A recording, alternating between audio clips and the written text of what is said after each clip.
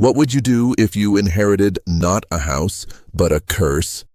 If you discovered that the blood running through your veins holds the key to a secret that should have remained buried in the past?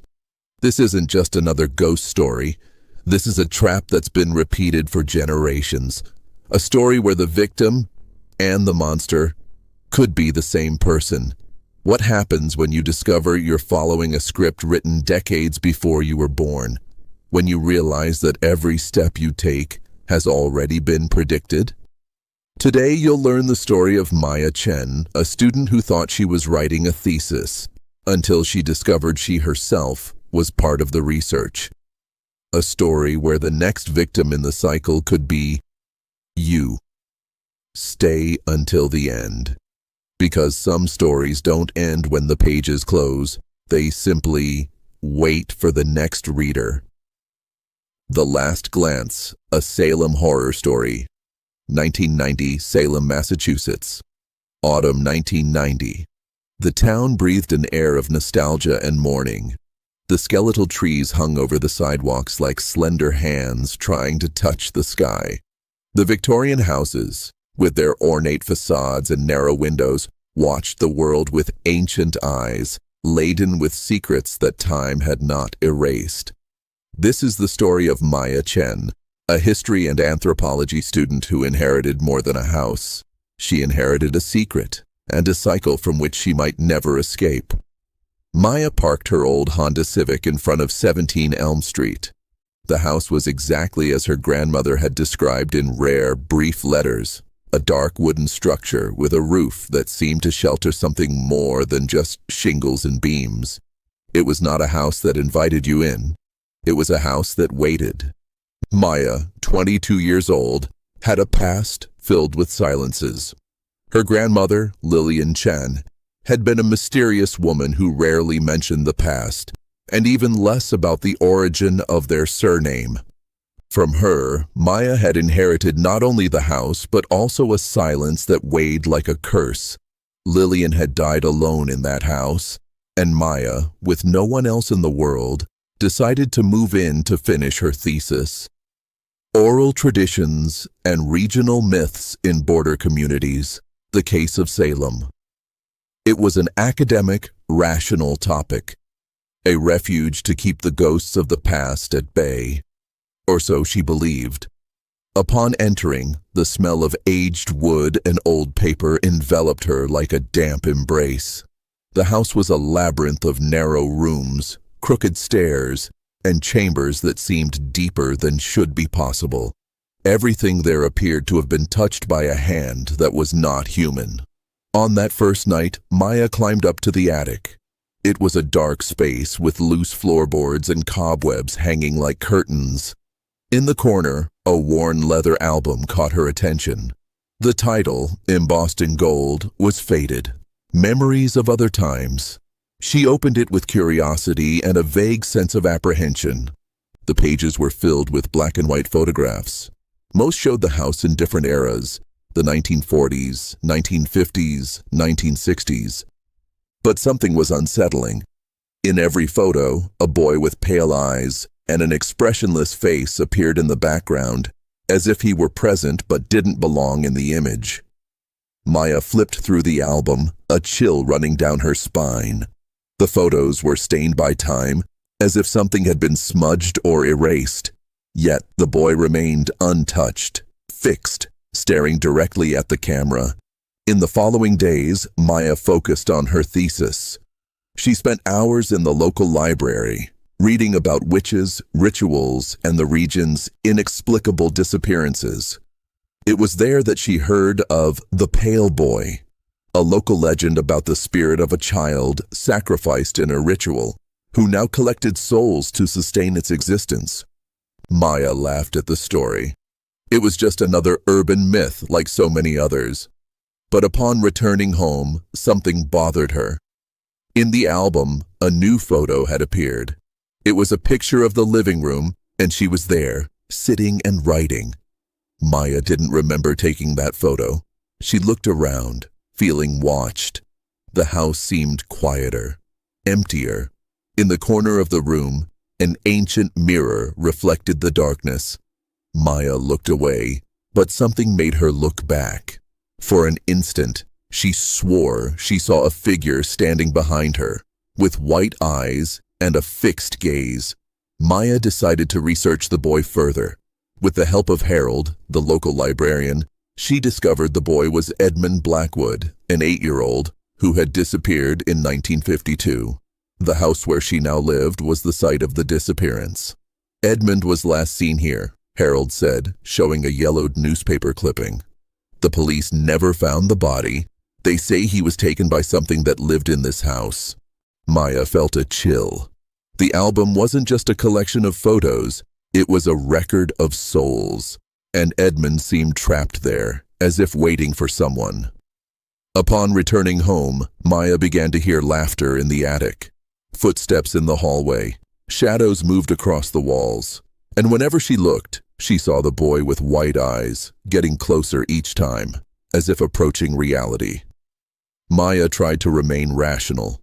She bought an old analog camera and began photographing the house, hoping to capture something that could explain what was happening. But when she developed the photos, she noticed something frightening. Edmund appeared in them too, always behind her, with an almost imperceptible smile. She tried to get rid of the album. She threw it in the trash, hid it in the basement, but it always returned to its place. It was as if the object had a life of its own.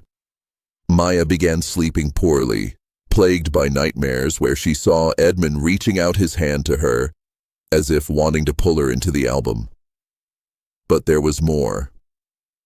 Maya began to find letters hidden in unexpected places, inside books, behind picture frames, under rugs. They were letters from her grandmother, written in Chinese and English, and they all mentioned the same name, Edmund Blackwood. Do not let him see you. Do not let him sense your soul. He is waiting, always waiting. Maya didn't understand. Her grandmother was Chinese. How could she have anything to do with a boy who disappeared in Salem? Maya delved deep into her grandmother's past. In the drawers of Lillian's room, she found an old folder, stained by time. Inside were documents, letters, and a black and white photograph of a young woman next to a boy with white eyes. Maya's eyes widened. The woman was her grandmother, but younger, and the boy was Edmund. On the back of the photo, a single phrase in Chinese, "I owe you a story." Maya translated it with difficulty, and as she did, her world collapsed. Lillian wasn't just a resident of the house. She had been one of the witches of Salem, or rather, one who escaped the hunt. But escaping had not meant freedom. The ritual of 1952, which resulted in Edmund's disappearance, had been performed by Lillian and other women who lived in the house. Edmund was a live sacrifice, chosen to keep an ancient spirit dormant. But something went wrong. The spirit did not fall asleep. It devoured the child's soul, and Edmund became an echo between two worlds, the world of the living and the dead. And the album? The album was the heart of the ritual. Each photo was an imprisoned soul. Each page was a link between the real and the supernatural world. Lillian had kept the album alive for decades, feeding it with stories, with memories, with souls. Maya understood. She hadn't been chosen by chance. She was the next guardian.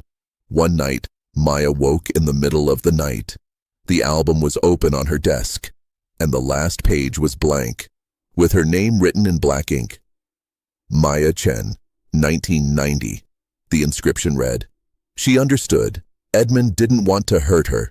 She was the key. The album was a prison, and Edmund was the guardian, but not of the house. He was the guardian of memory. Each soul trapped in the album carried a piece of something greater, a ritual of resurrection. Maya grabbed a pen and, in desperation, decided to write her own story on the last page. If the album was a cycle, perhaps she could break it by writing its end.